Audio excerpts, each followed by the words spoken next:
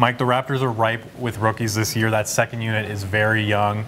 How would you evaluate them as a unit and individually? As a unit, they're already ahead of sort of where they're supposed to be at this point. A big part of that has been, again, the C.J. Miles influence. I mean, the one veteran playing with these young guys, he's brought them along really well, and probably much quicker than anybody thought. Individually, I mean, you can go through the list. I mean, they've all had their moments. Let's do it. All right. Well, I mean, start with the point guard, DeLon Wright and Fred VanVleet.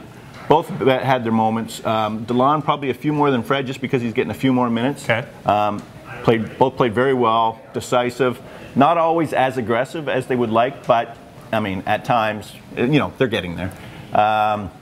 It's a learning curve, right? Oh, I mean, you don't sure. expect them to come in and be dominant. No. I mean, and you got to remember, these guys have not had actual, like, substantial minutes, and this is the first time they're getting them. Beyond that, you go at the center position, Jakob Poeltl. Jakob is, for me, he might be the one who's made the biggest jump, just because he's come in and he's in a battle for. They've got four bigs and minutes for maybe 2.5. 3 maybe. Somebody loses out. Yeah, and Poeltl's held his own. I mean, he's done okay. I mean, he's had flashes where, you know, he's got a skill set that nobody else has. I mean, he's quick on his feet. He's got great hands. And like I said, when we were on the West Coast, there was 2 or 3 games there where he was the best player of that group. So he's done really well.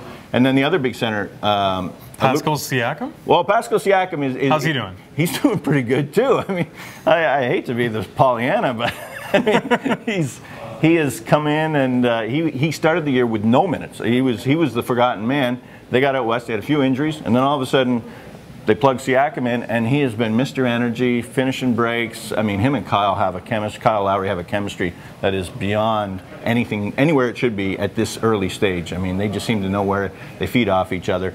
It works really well. And then finally, Lucas Nogueira, again, sometimes a forgotten man. I mean, it's partly his own fault. Sometimes he disappears, but I mean, he went out on that West Coast trip, and that game in Portland, that might have been the best game he's ever played. I mean, 5 blocks, 17 points. He was really strong. So they really have no complaints when it comes to the young guys.